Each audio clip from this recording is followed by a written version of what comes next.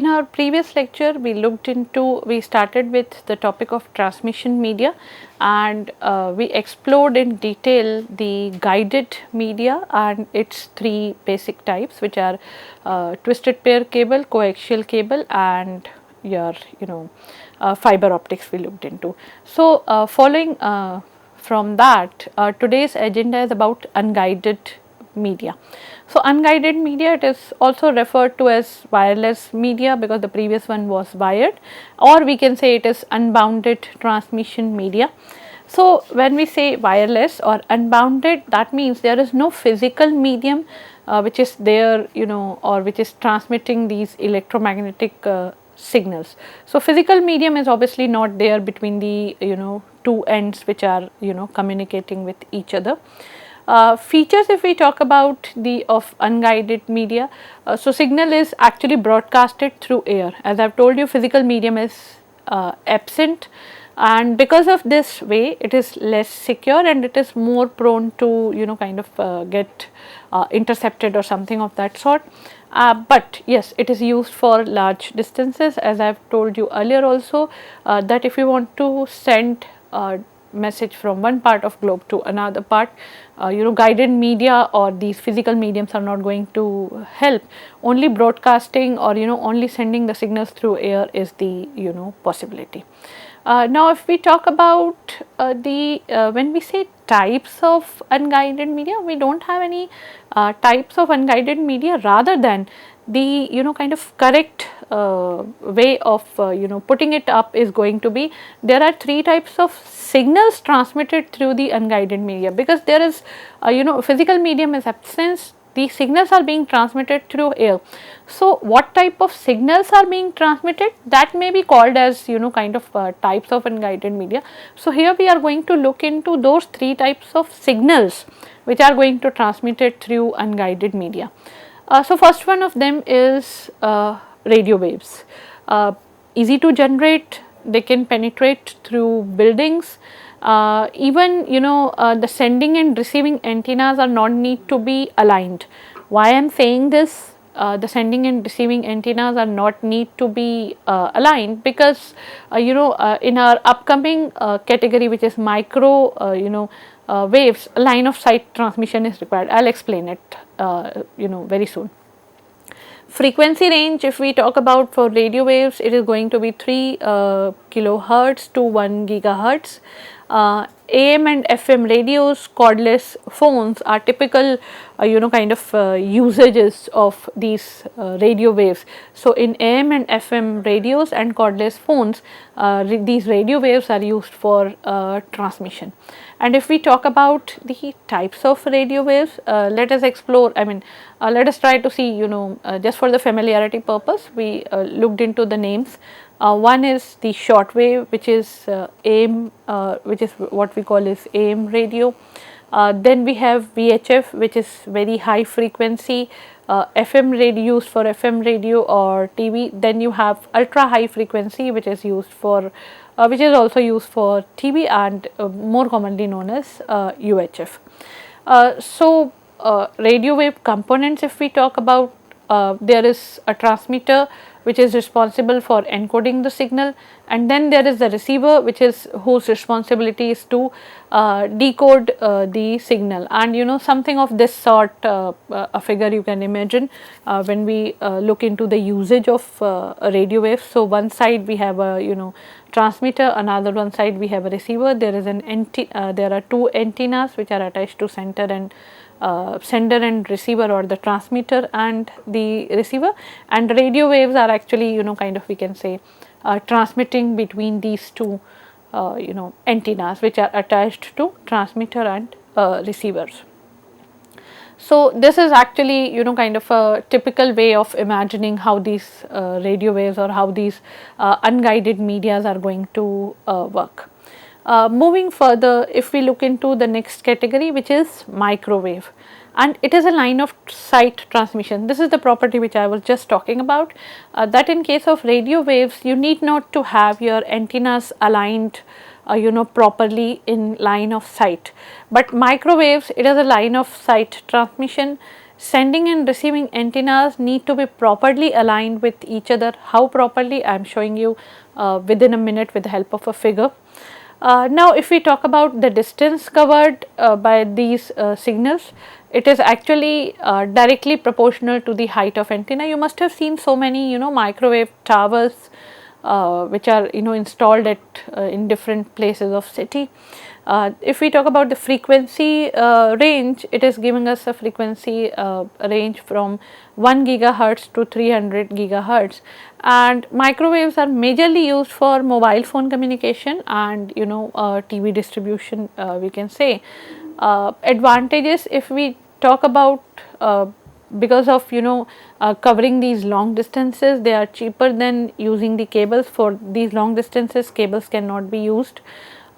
Because of being an unguided media, no physical medium is there, land acquisition is not required, which is a requirement in case of the guided media. So, freedom from land acquisition could be one of the advantages, we can say. Ease of communication in case of difficult terrains where your guided media is not going to work, and even you can communicate over oceans using this microwaves. So, here if you can see, there is a figure of microwave transmission. On one end of we can say planet, we can have one microwave, and then yes, there will be kind of assemblies in between also, but for the sake of simplicity, just to show you what is line of sight transmission. So, you can say see between the two antennas, there is a kind of a straight line transmission is going on, and then it may be kind of repeated using the equipments laid down in tower, and then after repeating the signal that may be kind of sent over to the next microwave station or the next microwave tower. So, this was the figure. We have got an idea of what actually line of sight transmission is and how these microwaves transmit from one place to another. We also looked into the advantages. Moving further with kind of disadvantages part. So, communication is insecure because these unless you kind of encrypt it, but still those encrypted signals are even kind of are prone to be intercepted. Out of phase signal, these are out of phase signals. Yes, they are advantages said, they are they can be used in the difficult terrain conditions, but here disadvantages side says that they are susceptible to weather conditions. Bandwidth is kind of limited. This is no kind of a huge bandwidth is not there. Also high cost of design and implementation, and also maintenance. I mean, all these microwave towers are to be laid down with proper equipments of transmitters and receivers, repeaters too. So, design cost is going to be kind of very high. Moving to the third category, which is the infrared category or infrared waves used for very short distance communication. The point here is they cannot penetrate through through obstacles, and the best example is if someone stands between your remote control and TV, you cannot operate your TV using that remote control, because the waves which are being transferred between the remote control and TV are nothing but the infrared waves, and as they cannot penetrate through obstacles, this prevents interference between the systems. Frequency range is 300 gigahertz to 400 terahertz. It is mainly used in, as I have told you, in TV remotes. Wireless mouses are working on using of infrared waves, or wireless keyboards or printers, etc. So, here you can see a simple figure of a television which is being controlled through remote control, and this remote controller is actually we can say transmitting these infrared radiations, but these are for I can say very short distances. Now, if we talk about looking into the two, after looking into the two separate categories of transmission media, which is guided media and unguided media, we have also looked into the types, kind of advantages and disadvantages, frequency ranges and so on and so forth. Now, when and where to use which particular media, guided, unguided, and within guided or within unguided, which is going to be the best suitable product. There are so many factors which are considered for designing or for designing the transmission media. So, first one is obviously bandwidth. Assuming all other conditions remains constant, if the bandwidth of a medium is greater, then obviously the data transmission rate is going to be faster. So, bandwidth is yes a very important consideration. Then transmission impairment, if we talk about transmission impairment occurs when the received signal differs from what was transmitted. So, signal quality will be impacted as a result of transmission impairment. So, transmission impairment should be kind of minimized or should be avoided. So, that is also a factor to be considered while kind of designing the transmission media. Another one is interference. So, interference, if we talk about, is actually the we can say defined as the process of disturbing a signal as it travels over a communication media with the addition of an undesired signal. So, we can say kind of adding some undesired signal which are nothing but more commonly known as noises. So, interference should be minimized. So, yes, these are the three kind of factors which are to be considered for designing the transmission media, and yes, then the transmission media is to be used accordingly, because some provides a high bandwidth, some provides a lower bandwidth. Transmission impairment capability is also different, along with handling of interference too. So, the three properties, bandwidth, transmission impairment and interference, are the factors which are used for designing or deciding, we can say the transmission media. Now, if we look into the cause of applications of these transmission media, that where to use which transmission media. So, unshielded twisted pair, which is UTP, is generally used in telephones and local area networks, which are LANs. Shielded twisted pair cables, which are STPs, are used in industrial networks environments with high interferences. Optical fiber cable, long distance communication, used for internet backbones also. Coaxial cables are mainly used in TV, CCTV also, and also in the broadband internet. We will also look into the applications of we can say signals of unguided media. Strip line and micro strip line, which we have not considered in detail. Strip line is basically more commonly used in printed circuit boards or microwave circuits, we can say.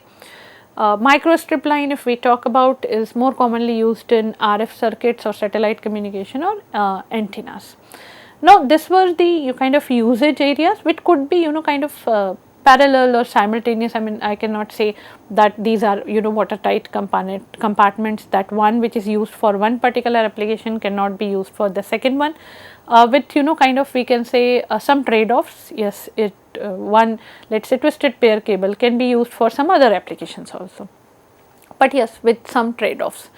Going with the signals of unguided media, if we have radio signals, so it is as you all aware that it is a wireless kind of communication. AM FM radios are there, mobile phones also, they operate on usage of radio waves. Infrared, as I have already told you, you have remote control, short range communication. And if we talk about microwave, these are used in satellite communications. Radar is also one of the important usage, and long distance links also.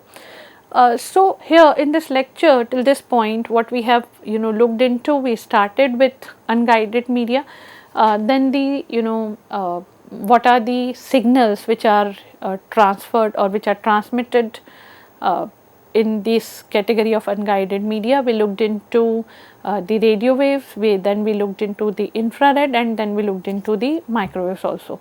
Following that, we looked into 3 factors which are responsible for or which are considered while designing a particular transmission media.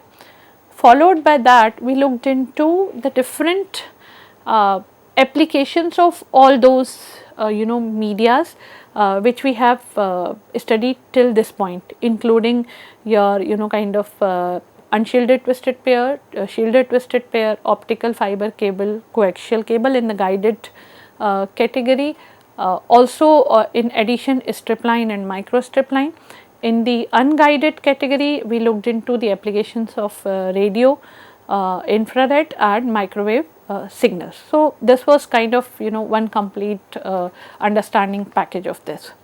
Now, if we talk about one more important term which is going to be considered if we talk about transmission media, and the term is transmission impairment.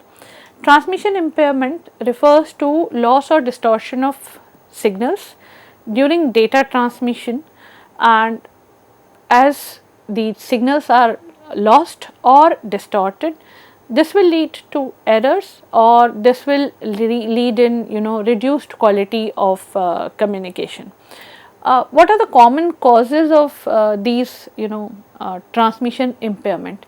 So, the common causes include signal distortion, attenuation and noise, all of which are definitely going to affect the clarity and reliability of the transmitted data. So, one thing is for sure that we need to avoid this transmission impairment. Now, I have taken 3 terms here. One is distortion, another one is attenuation, and third one is the noise.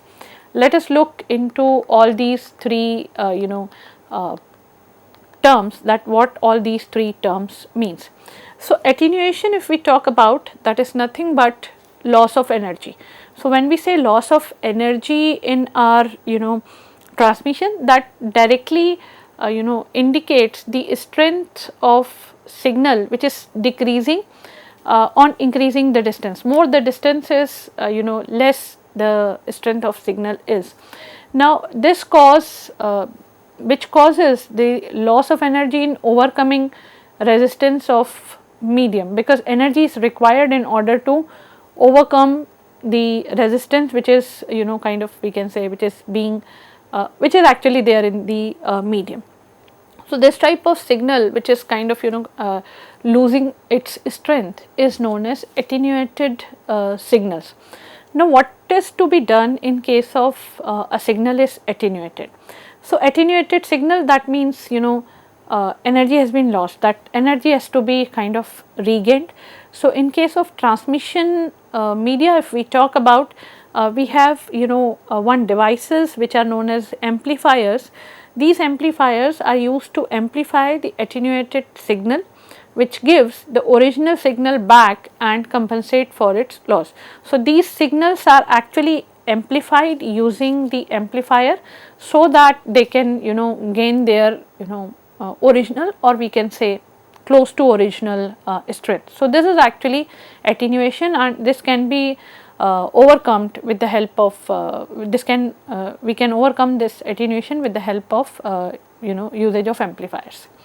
Distortion, if we talk about, as you understand by the term distortion, it means changes in the form or shape. So, here if we talk about a distorted signal, that means changes in the form or shape of the signal.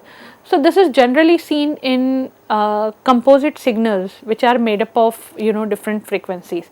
If there is a composite signal in which different frequencies are being kind of combined up, then a distortion may occur. The final outcome or the combination may lose its form or its shape. Now each frequency component which is being combined in order to form one composite signal is having its own propagation speed while traveling through a medium, and that is why it delay in arriving at the final destination, because whatever composition that particular frequency component was carrying, whatever propagation speed it was having, that is kind of being compromised by that is being compromised when this composite signal is actually being kind of made, and final signal has got its we can say shape and form both distorted, and that is why delay is going to be there in arriving at the kind of final destination. Every component arrive at a different time, and hence it leads to kind of distortion. Therefore, they have different phases at receiver end from which they had at the sender's end, and this whole process is in a nutshell we can say it is distortion. Moving further with the third term, which is nothing but noise. So, noise, as you can see, it is or the simple definition of noise is random or unwanted voices. But if we talk about in terms of our transmission media, random or unwanted signal that got mixed up with the original signal is called noise, and obviously it is going to kind of hamper the accuracy, hamper the quality of your original signal. Now if we talk about noise, there are so many types of noise, and this can be a kind of completely different chapter if we can say. So several type of noise are induced noise is there. Then there is crosstalk noise, then there is thermal noise, impulse noise is also there, and introduction of all these types of noise or any type of noise may corrupt the signal. So, if we look into what we have just covered is transmission impairment we looked into, which is loss or distortion of signals. What are the kind of categories or what all is included in this transmission impairment is your signal distortion, then the next term comes as attenuation, and the third one is noise. So, attenuation is loss of energy, amplifiers are there to kind of overcome we can say. Then there is distortion, which means there is changes in shape and form of signal, and then there is noise which is random or unwanted signals. So, just now we have gone into transmission impairment. Before that, if we look into this lecture and let me summarize this. We have started with unguided media. Within the unguided media we looked into the signals which are infrared signals, radio waves and microwaves. We look into the kind of structure we can say, or the brief we took the brief idea. Then we gone into what are the factors considered for designing the transmission media. These are transmission impairment, interference, and one more which is bandwidth. Moving further, we looked into the individual applications, followed by causes of transmission impairment which we have just finished. This is the list of references which is being used for the preparation of lecture. I hope you have enjoyed one. Thank you for a patient hearing. I will see you in the next one. Till then, take care. Goodbye.